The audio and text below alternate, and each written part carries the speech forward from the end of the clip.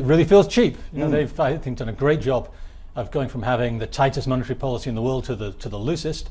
The yen's collapsed, and so it's helped exports, it's helped corporate profits, and it's helped tourism because it's so much cheaper. So will Japan get cheaper this year? I think it will get cheaper. I think we've got more to come from the Bank of Japan, and we know the Fed is starting to taper policy, so starting to head in the opposite direction. I think the yen's going to keep going down, and as we saw last year, it's a fairly simple dynamic. It boosts the corporate sector, it boosts profits, and it boosts the stock market. And we saw the stock market in 2013 rise by almost 57%, the highest gain in 40 years. Can this be sustained with Abenomics?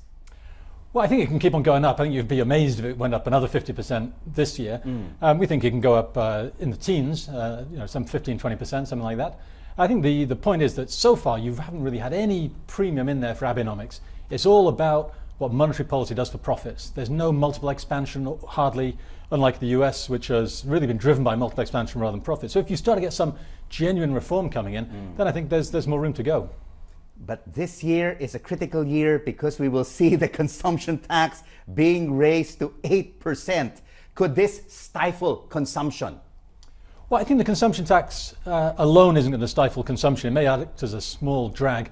I think the real issue is Abe going to deliver on any of these reforms? Because he's been promising and talking, and to be fair, not much has happened, really. It's been lip service. Are we likely to see genuine action this year? And what could push him to do that? Well, I think you've got to be quite skeptical given the history of disappointment.